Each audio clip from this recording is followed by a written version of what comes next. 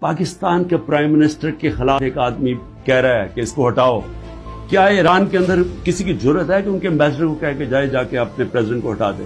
یا ہندوستان میں کسی کی جرت ہے کہ کہے کہ یہ امبیسڈر کہہ کے جی نریندر مودی کو ہٹا دے؟ قومیں غیرت کے اوپر کھڑی ہوتی ہیں، سٹینڈ لیتی ہیں، مشکل وقت گزارتی ہیں اور مضبوط ہو جاتی ہیں. دنیا اس قوم کی عزت کرتا ہے جو اپنی عزت کرتی ہے. جب ایک عام آفیشل اس طرح کا سٹیٹمنٹ دے اور میں اس کے اوپر کچھ ہو ہی نا، یعنی نیشنل سیکورٹی کاؤنسل میں حیران ہو گیا کہ صرف جی ہم ڈیمارش کرتے ہیں. انکوائری کرنی چاہیے تھی، پوچھنا چاہیے تھا، لکھنا چاہیے تھا. اس نے کیوں یہ کہا؟ اور انکوائری جب ہونی تھی تو ایک آدمی نے سامنے آ جانا تھا، جنرل باجوہ نے. پاکستان ایک بڑی خواب کا نام تھا.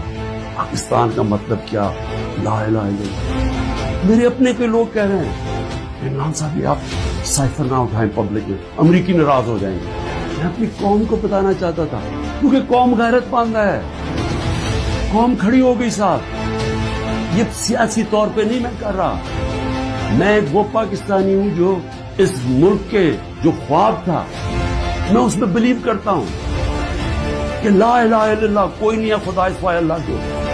میں کوئی کسی کی غلامی نہیں کرنے کے لیے تیار.